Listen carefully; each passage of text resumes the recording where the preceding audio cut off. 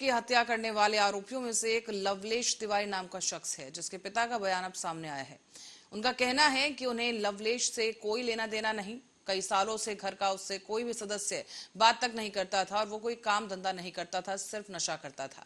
आपको ये बता दें कि माफिया अतीक अहमद और अशरफ की हत्या करने वाले 3 आरोपियों में से एक आरोपी, उसका नाम लवलेश तिवारी है, जिसके घर का पता चला और उसके बाद उनके पिता से बात की गई। लवलेश के पिता यज्ञ कुमार ने पत्रकारों से बातचीत करते हुए कहा कि उन्हें टीवी के जरिए पता चला कि अतीक और अशरफ को गोली मार दी गई और गोली मारने वाले 3 आरोपियों में उनका बेटा भी शामिल है। आज नहीं, साल 1.5 साल ये 7-8 रोज 5-6 रोज पहले था।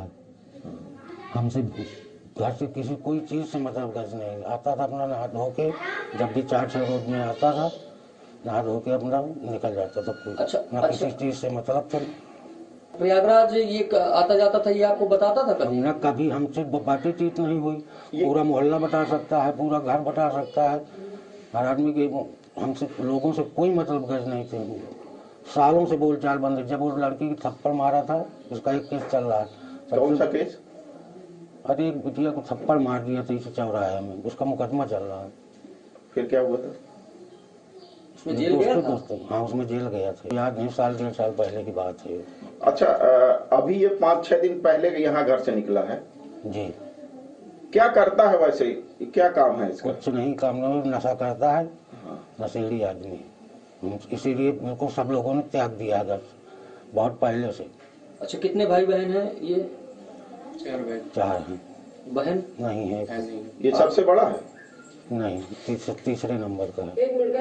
कब थोड़ा अच्छा, ये बताइए कि अभी आपको जो ये जानकारी कैसे हुई कि कल ये भी साथ मिलता जुलता? टीवी देख रहे थे। अभी कुछ कहना चाहेंगे आप? क्या करेंगे हम कि जैसे उसने जो वारदात को अंजाम दिया है, क्या कहें उसमें? हम कहने लायक क्या रहे शब्द हैं कि हमारे पास कुछ। पढ़ाई वढ़ाई किया था इसने? हाँ, इंटर किए। इंटर के बाद छोड़ दी? हाँ, बीए कर रहा था, बीए में फेल हो गया। इस समय कुछ नहीं करता था? कुछ नहीं। और बिहार के पूर्व मुख्यमंत्री जीतन राम मांझी ने कानून व्यवस्था पर बात करते हुए अतीक और अशरफ की हत्या को लेकर यूपी सरकार को घेरा है। उन्होंने कहा कि उत्तर प्रदेश के मुकाबले बिहार में कानून व्यवस्था अच्छी है। तो वहीं अखिलेश यादव और ओवैसी ने भी यूपी सरकार को जमकर खरी खोटी सुनाई। लॉ एंड ऑर्डर का जहां तक सवाल है, हम बिहार के लोग चाहे जितना आप लोग कह लें, लेकिन बिहार में law and order बनिस्बत Uttar Pradesh के अच्छा है। और वहाँ पर तो अब हॉस्पिटल जा रहा हो आदमी, उसको मारा कान में सट करके, आप लोग पत्रकार का रूप धारण करके, पता नहीं आप लोग कोई विपिन्स रखे हैं, क्या किए हैं, आप लोग भी कुछ कर सकते हैं वैसा। तो ये सारी बातें ऐसी आई है कि अकस्मात नहीं कही जा सकती है। कहीं न कहीं प्लांटेशन हुआ है और जिसके चलते उनकी हत्या हुई है। जो भी हो, उनका भी नाम शोहरत ही था। तो वैसी परिस्थिति में वो इंक्वायरी का विषय है और उत्तर प्रदेश का मामला है, वो जाने। हम लोग सिर्फ बिहार की बात कर सकते हैं कि बिहार में हमारा लॉ एंड ऑर्डर बहुत कंट्रोल में है। अगर कार्रवाई कुछ होती है तो उस पर तुरंत ही एक्शन होता है और उद्भेदन होता है। उत्तर प्रदेश फेक इनकाउंटर का उत्तर प्रदेश बन गया है। उत्तर प्रदेश में फेक इनकाउंटर हैं। अधिकारी अपनी कुर्सी बचाने के लिए, अधिकारी अपना सब कुछ दांव पे रख करके सरकार के दबाव में ये घटनाएं कर रहे हैं। केवल मिट्टी में मिलाने की बात एक सीमा तक है, भेदभाव कर रहे हैं लोग। ये केवल चुनाव को देख रहे हैं, किस तरीके से समाज को बांट दें, किस तरीके से असली मुद्दों से हटा दें। वो कुछ भी कहें, लेकिन कानून अपनी जगह है, कोर्ट अपनी जगह। ये कानून की धज्जियां उड़ रही है, इनकाउंटर नहीं। तुम कॉन्स्टिट्यूशन का इनकाउंटर करना चाहते हो। तुम रूल ऑफ लॉ को कमजोर करना चाहते हो। फिर कोर्ट किस लिए है? अदालत किस लिए है? सीआरपीसी, आईपीसी किस लिए है? जजेस किस लिए है? पब्लिक प्रोसिक्यूटर किस लिए है?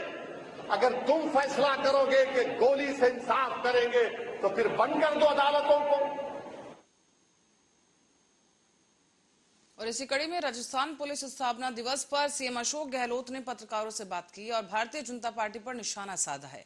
उन्होंने विपक्ष की भूमिका पर प्रकाश डाला। तो वहीं इस बीच सीएम गहलोत ने प्रयागराज में अतीक और उसके भाई अशरफ की पुलिस सुरक्षा में गोली मारकर हत्या की वारदात पर भी प्रतिक्रिया दी गई। कहा गया है कि त्वरित न्याय समाधान नहीं है और इससे कानून का राज स्थापित नहीं होगा। जिसके बाद सीएम ने राजस्थान पुलिस की भी तारीफ की। और देश में आज जो माहौल बना हुआ है वो बहुत चिंताजनक है, चिंताजनक। अगर चिंता प्रदेशवासियों ने देशवासियों ने नहीं की तो भुगतना हम सबको ही पड़ेगा। सरकार किसी पार्टी की हो, अगर उसमें जो संविधान की मूल भावना के अनुरूप काम नहीं करती है, लोकतंत्र की मूल भावना के अनुरूप अगर बिहेव नहीं करती है तो देश को भुगतना पड़ता है।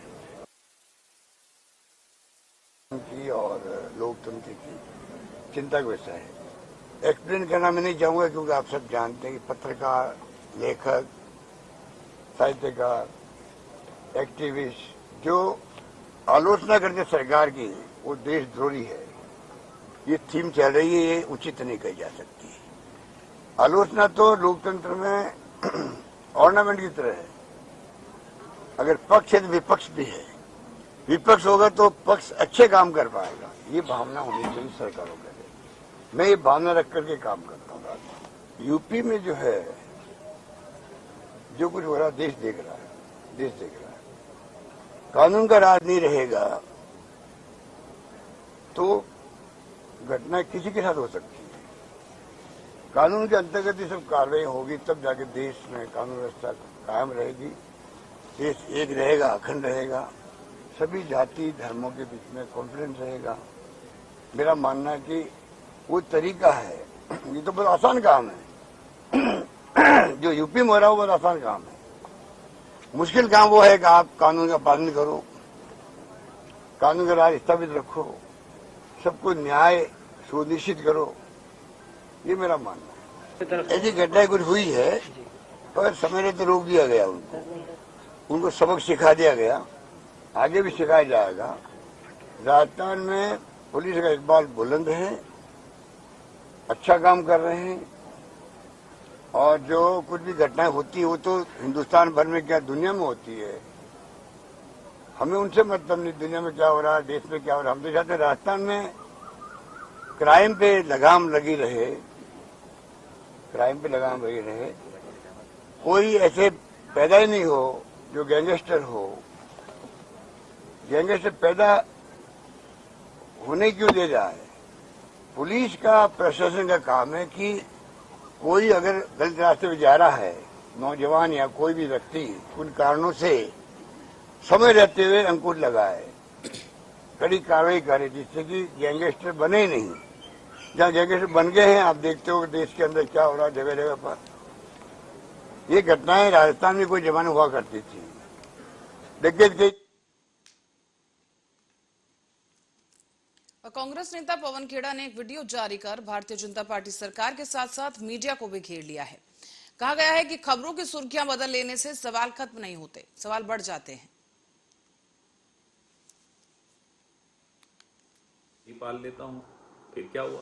एक सेठ जी थे, गोदाम में चूहों से परेशान थे तो बिल्ली पाल ली, फिर बिल्ली से भी परेशान हुए तो कुत्ता पाल लिया, फिर कुत्ते से परेशान हो गए तो सोचा शेर ही पाल लेता हूं, फिर क्या हुआ। शेर सबको खा गया, सेठ जी को भी खा गया। जो हेडलाइन मैनिपुलेशन या हेडलाइन मैनेजमेंट के व्यापार में हैं, उन्हें यह कहानी से कुछ सीखना चाहिए। सिर्फ खबरों की सुर्खियां बदल देने से सवाल खत्म नहीं हो जाते, सवाल बढ़ जाते हैं। चीन को क्लीन चिट क्यों दी, ये सवाल भले आपने सुर्खियों से गायब कर दिया हो, लोगों के जहन में है। अदानी पर आप जेपीसी क्यों नहीं बनाते, यह सवाल आप मीडिया मैनेजमेंट के थ्रू, हेडलाइन मैनेजमेंट के थ्रू हटा देते हैं, लेकिन लोग इस सवाल को बार बार पूछ रहे हैं। 20,000 करोड़ शेल कंपनीज में किसका है, कहां से आया, यह सवाल भी है। आपने कोशिश की कुछ और हेडलाइन बनाने की, लेकिन कोई फर्क नहीं पड़ा उससे। अब सतपाल मलिक जी ने कुछ सवाल उठाए। पुलवामा पर जिम्मेदारी जब लेने की बात आई, लापरवाही की बात जब आई, तो आपने सतपाल मलिक जो कि गवर्नर थे, उनको चुप रहने को क्यों कहा। क्यों कहा कि चुप रहिए, तुम चुप रहो, ये कोई और चीज है? अब आप कितनी ही हेडलाइन मैनेजमेंट कर लीजिए, सवाल फिर भी आ जाएगा कि यूपी में गैंग वॉर क्यों हो रहा है। आप सोचिए कि आप जो नई हेडलाइन बनाते हैं ना, उसमें भी एक सवाल आ जाता है आपके खिलाफ। और दिल्ली सरकार में मंत्री गोपाल राय ने एक प्रेस कॉन्फ्रेंस की और कहा कि सीएम केजरीवाल को समन कर राजधानी वासियों का अपमान किया जा रहा है। खासकर ये उन लोगों को उनकी तौहीन है जिन्होंने सीएम केजरीवाल को अपना समर्थन दिया और आज उनके समर्थन और पीएम मोदी जी के खिलाफ जगह जगह सड़क पर आम आदमी पार्टी का प्रदर्शन जारी है। देश के प्रधानमंत्री जिस तरह से तानाशाही के नशे में चूर हैं और किसी भी कीमत पर देश के अंदर, चाहे वो छात्र हो, युवा हो, मजदूर हो, किसान हो, महिलाएं हो, सभी लोगों की उम्मीद की किरण बन चुकी आम आदमी पार्टी और उसके द्वारा किए जा रहे कामों से पूरे देश के अंदर जिस तरह से एक आशा की किरण जगी है, उसको किसी भी कीमत पर कुचलना चाहते हैं।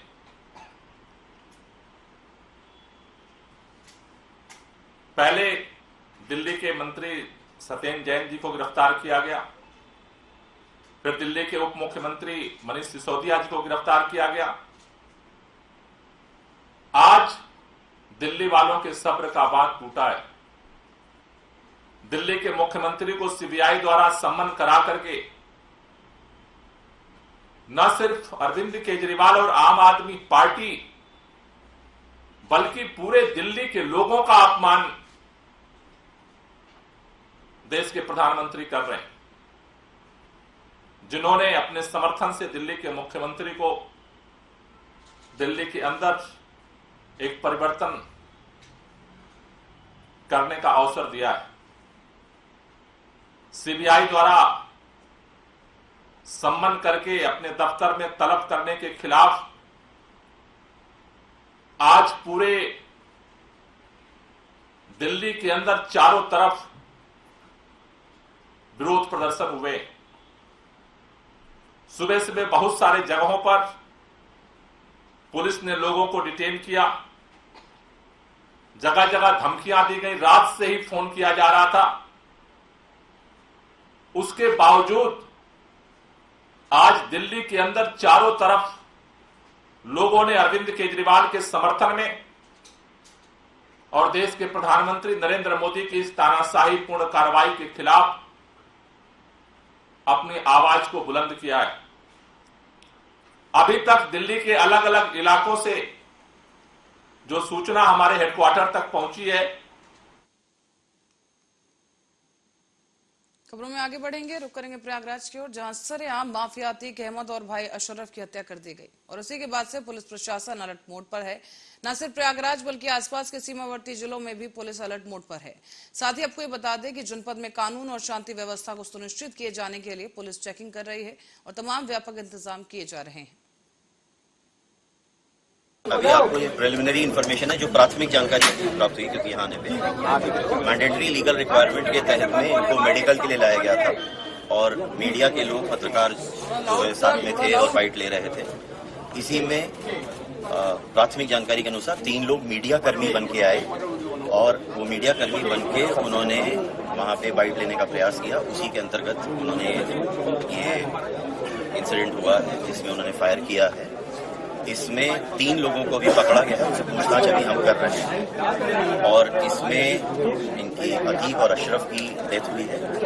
इसके अलावा एक पत्रकार हैं जो ANI के हैं, मैं उनके नाम अभी नहीं डाइवर्ज कर रहा हूँ, लखनऊ के पत्रकार हैं ANI के, इनके चोट आई है और अभी मेरी उनसे बात हुई है तो उनका वो उस इंसिडेंट में वहीं खड़े थे तो एकदम भागे दौड़े हैं तो उनको गिरने से चोट आई है। और एक कांस्टेबल है मान सिंह हमारा, जिसको अभी प्राथमिक रूप से बुलेट इंजरी है, उसके फोन नीचे कर लो ना। हाई अलर्ट के मद्देनजर जो निर्देश प्राप्त हुए हैं उसके अनुसार कानपुर कमिश्नरेट भी हमारे सभी अधिकारी मोबाइल हैं सभी डीसीपीज, सभी एसीपीज, एडिशनल डीसीपीज, सभी एसएचओज, एसओज अपने अपने क्षेत्र में मोबिलिटी और बनाए हुए हैं, सतर्कता रखी जा रही है। आम रूप से कानपुर कमिश्नरेट में, पूरे कमिश्नरेट में शांति है। लगभग कितना पुलिस फोर्स इस समय मौके पर है? सभी थानों से सभी एसएचओज और एडिशनल एसएचओज और जितनी हमारी मोबाइल पार्टियां हैं वो सभी मोबाइल हैं। वैसे भी रमज़ान के माह में रात में हम मोबिलिटी बनाए रखते हैं, दिन में रात में मोबिलिटी बनाए रखते हैं। आज सतर्कता, अतिरिक्त सतर्कता बरती जा रही है। आज सभी अधिकारी भी रात भर मोबाइल हैं। तो रात में दुकानों को लेकर कोई निर्देश नहीं? आम रूप से जो दुकानें रात में तो बंद ही रहती है। कुछ एरियाज़ में इस रमज़ान की वजह से देर रात तक दुकानें खुलती हैं, वो खुली हैं। बाकी सब बंद है। मेनली खाने पीने की जो दुकानें हैं वो रात में देर तक इस माह में खुली रहती है, वो खुली हैं। बाकी सब नॉर्मल है। इस समय हाई अलर्ट मेंटेन किया जा रहा है। सभी अधिकारी इस समय क्षेत्र में हैं। सभी थानाध्यक्ष जो हैं अपनी महत्वपूर्ण चेकिंग पॉइंट्स पे जो है वो चेकिंग कर रहे हैं। हर एक पॉइंट पर कोई ना कोई राजपत्रित अधिकारी उनके साथ चेकिंग कर रहे हैं। मैं भी इस समय जो हूँ परमानंद चौक पर चेकिंग करवा रही हूँ। और जितने भी सीमावर्ती हमारे जिले हैं और राज्य हैं, उनके साथ भी जितने भी हमारे बॉर्डर पॉइंट्स हैं, सबको सील कर दिया गया है। सबकी सघन चेकिंग कराई जा रही है। हर तरफ पुलिस पूरी तरह से मुस्तैद है और इस तरह से यहाँ पर जो है बहुत ही मुस्तैदी के साथ पुलिस की चेकिंग कराई जा रही है। तो वहीं गोरखपुर जिले में समाजवादी पार्टी के महापौर प्रत्याशी काजल निषाद ने नामांकन पत्र दाखिल कर दिया है। नामांकन पत्र दाखिल करने से समाजवादी पार्टी के कार्यकर्ताओं के साथ काजल निषाद एडीएम न्यायालय पहुंचे और यहां पर अपना नामांकन पत्र 3 सेट में उन्होंने दाखिल किया है। बता दें आपको कि समाजवादी पार्टी के द्वारा घोषित महापौर प्रत्याशी काजल निषाद ने मीडिया से बातचीत करते हुए कहा कि गोरखपुर जिले में सबसे बड़ी समस्या है छुट्टा और आवारा पशु। उनका सड़कों पर लोगों को चलना बड़ा ही परेशान करता है और उनके सड़कों पर होते हुए लोगों को भी काफी समस्याओं का सामना करना पड़ता है। आपने भैया जो सवाल पूछा था कि पहला काम क्या करेंगे, तो ऐसा है कि सालों से गोरखपुर में नगर निगम के अधिकारी जो है वो भारतीय जनता पार्टी के हैं। सालों से यहाँ के मेयर जो है वो भी भारतीय जनता पार्टी के हैं। लेकिन यहाँ जो वाटर टैक्स जो है और हाउस टैक्स जो है वो 15 गुना ज़्यादा वसूला जाता है जनता से। सबसे पहले उस पर मैं रोक लगाऊंगी, क्योंकि ये नगर निगम के अधिकारियों की मनमानीपन जो है, ये मनमानी वाला रवैया है, वो बंद होना चाहिए। तो सर्वप्रथम तो ये काम है। दूसरी बात ये है कि सांडों से जो है लोग परेशान रहते हैं। ये जो मवेशी है, जो जानवर है, छुट्टे घूम रहे हैं, उनसे जनता काफ़ी परेशान है। क्योंकि ये जानवर जी, ये सरकार में या सरकार के बाहर और जो और भी सांड जो घूम रहे हैं, उससे जनता काफ़ी परेशान है। क्योंकि ये कई कुंटल जो है वो खेतों में चर जाते हैं अनाज। जनता रखवारी करके परेशान है। तो सबसे पहले इनका कोई निदान निकले कि मैं खुद माननीय मुख्यमंत्री जी के पास जाऊंगी और उनसे निवेदन करूंगी कि मुख्यमंत्री जी ऐसी कोई एक जमीन दे दी जाए। कांग्रेस प्रदेश कार्यालय में आज मध्य प्रदेश बाल कांग्रेस राज्य स्तरीय बैठक की गई और यहां पर प्रदेश के सभी जिलों से बाल कांग्रेस के पदाधिकारी मौजूद रहे। इस बीच पीसीसी अध्यक्ष कमलनाथ भी बैठक में मौजूद रहे और बाल कांग्रेस बैठक में प्रदेश पदाधिकारियों ने पीसीसी अध्यक्ष ने बाल चौपाल लगाने को कहा है। बताया जा रहा है कि गांव में बाल चौपाल के माध्यम से मित्र बनाएं और बदलाव लाना है। हर गांव में बाल कांग्रेस जैसे और लीडर तैयार करें।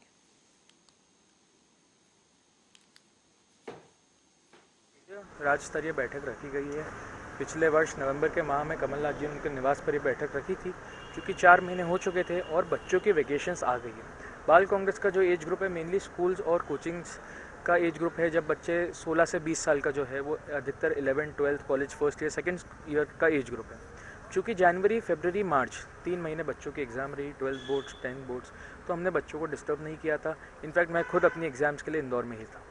अब बच्चों की वेकेशंस आ चुकी है, तो आगे कैसे काम करना है, अपने जैसे और युवाओं को कैसे जोड़ना है, ग्रामीण क्षेत्र में जिन युवाओं को कोई अपॉर्चुनिटी नहीं मिल पा रही है, उन अपॉर्चुनिटी उन्हें प्रोवाइड करना, एक स्टेज उन्हें प्रोवाइड करना, आगे क्या गतिविधियां रहेगी बाल कांग्रेस की, वो अपने युवाओं को कैसे जोड़ सकते हैं। और चूंकि अब चुनाव भी नज़दीक है, केवल मध्य प्रदेश में कुछ महीनों बाद होने जा रहे विधानसभा चुनाव से पूर्व दल बदल का दौर जारी है और प्रदेश में तीसरे मोर्चे के रूप में कार्य कर रही बहुजन समाज पार्टी को बड़ा झटका लगा। दरअसल बहुजन समाज पार्टी की पूर्व विधायक शीला त्यागी ने कांग्रेस की विचारधारा से प्रभावित होकर हाथ का दामन थाम लिया है। शीला त्यागी ने पीसीसी दफ्तर में पीसीसी चीफ कमलनाथ की मौजूदगी में कांग्रेस की सदस्यता जो है वो ग्रहण कर ली है और कांग्रेस को सदस्यता लेने के बाद शीला त्यागी ने कहा कि संविधान और आरक्षण खतरे में है। प्रदेश के सामने कई समस्याएं हैं जो सिर्फ पीसीसी कमलनाथ के नेतृत्व में हल हो सकती हैं।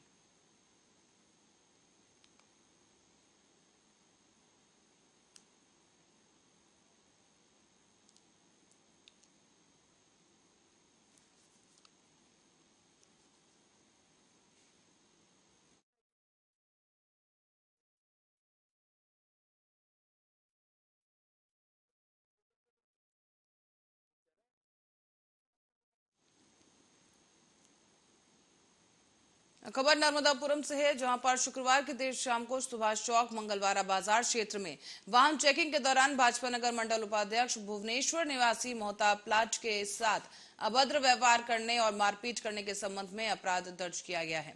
इस मामले की जानकारी देते हुए पुलिस अनुविभागीय अधिकारी अजय वाघमारे ने कहा है कि मामले में वायरल वीडियो के माध्यम से जानकारी मिली और वाहन चेकिंग के दौरान पुलिसकर्मी और पुलिस सहायक कर्मचारी के द्वारा भाजपा नेता के साथ मारपीट की घटना को अंजाम दिया गया था। परसों के दिन के मामले में एक वीडियो वायरल हुआ था जिसमें वाहन चेकिंग के दौरान जो बीजेपी के एक लोकल के यहाँ के मंडल उपाध्यक्ष है उनके साथ पुलिसकर्मी जुआ झटकी करते हुए दिख रहे हैं। इस संबंध में जो सहायता के लिए एक सौरभ तिवारी नाम का लड़का जो सब इंस्पेक्टर के साथ में लगे हुए थे उनके खिलाफ साधारण मारपीट का मामला थाना पिपरिया में पंजीबद्ध किया गया है एवं सब इंस्पेक्टर पे अनुशासनात्मक कार्रवाई करते हुए पुलिस अधीक्षक महोदय द्वारा उन्हें लाइन अटैच किया गया है। प्रकरण की जांच मेरे द्वारा की जा रही है। प्रकरण की संपूर्ण जांच कर प्रतिवेदन पुलिस अधीक्षक महोदय को प्रस्तुत किया जाएगा। बीजेपी प्रवक्ता राम कुलकर्णी ने एक बार फिर से संजय राउत पर हमला किया है। राम कुलकर्णी का कहना है कि शिवानी विक्टर सावरकर का अपमान किया गया और उनके वकील राहुल गांधी हैं। उन्होंने ये भी कहा कि उनके लिखी हुई किताब को मौजूदा दौर में लागू किया गया और इतनी अवमानना दिखाने के बाद भी संजय राउत को उनके दांत में कील क्यों ठोकी गई। काँग्रेस पक्षाच्या प्रदेश सचिव शिवानी वडेट्टीवारांनी जाणीवपूर्वक सावरकरांचा अपमान केलाय। खरं म्हणजे बिंडोक सारखं पुस्तक कसं वाचलं आणि त्याचा अनुवाद काढून पराचा कावळा आज कसा केला। पण एक निश्चित आहे की त्यांना राहुल गांधीनं सांगितलं असावं की तुम्ही सावरकरांचा अपमान करा। बोलविता धनी त्यांच्या राहुल गांधी निश्चित आहेत। पण मला एक प्रश्न असा पडला की एवढ्या खालच्या पातळीवर टीका करून देखील संजय राऊतांची दातकिळी का बसली, का ते बोलत नाहीत। माननीय उद्धव ठाकरेंनी मालेगावच्या जाहीर सभेत सांगितलं होतं की सावरकरांचा अपमान आम्ही सहन करणार नाही। पण बघा राहुल गांधी महाराष्ट्रात 4 दिवसात यायला लागलेत, त्याच्या अगोदर पुन्हा एकदा अपमान आहे। आता हे उद्धवजी ठाकरे आणि नेता प्रतिपक्ष गोविंद सिंह द्वारा रानी कमलापति का अपमान किए जाने पर भारतीय जनता पार्टी के प्रदेश अध्यक्ष विष्णुदत्त शर्मा ने नेता प्रतिपक्ष पर जमकर हमला बोला है। उनका कहना है कि कांग्रेस नेता पर हमला करते हुए कहा कि कांग्रेस के नेता प्रतिपक्ष गोविंद सिंह ने कल जिस प्रकार से रानी कमलापति के बारे में जिन शब्दों का उल्लेख किया, ये केवल रानी कमलापति का अपमान नहीं बल्कि पूरे आदिवासी गौंड समाज का अपमान है।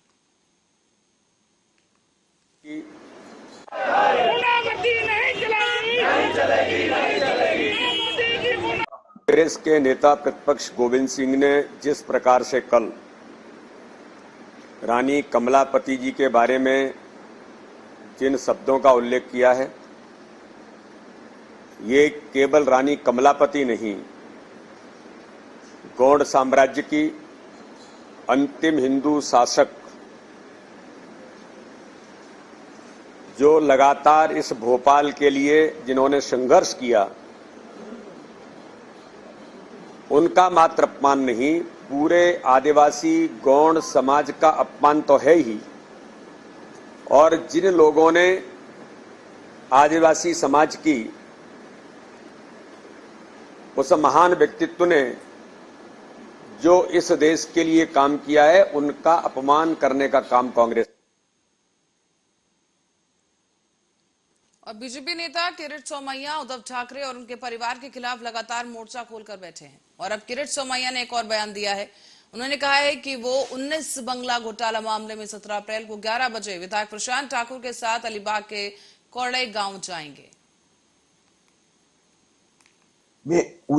चलो कोरलाई ठाकरे सरकारचा काळातील ठाकरे परिवाराचा 19 बंगलो घोटाळ्यातील चौकशी पाठपुरावा कारवाईसाठी मी उद्या अलिबाग येथील कोरलाई गावाला भेट देणार आहे। ही चोप तर घेणारच।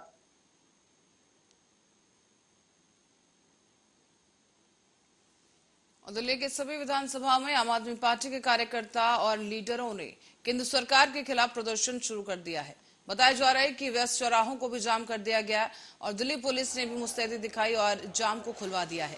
सैकड़ों कार्यकर्ताओं को पुलिस ने बाहर खदेड़ दिया। तो वहीं आम आदमी पार्टी से राज्यसभा सांसद सुधीर गुप्ता ने भी शक्ति प्रदर्शन दिखाया और सैकड़ों कार्यकर्ताओं के साथ रोड शो किया। इस बीच केंद्र सरकार के खिलाफ जमकर नारेबाजी की गई।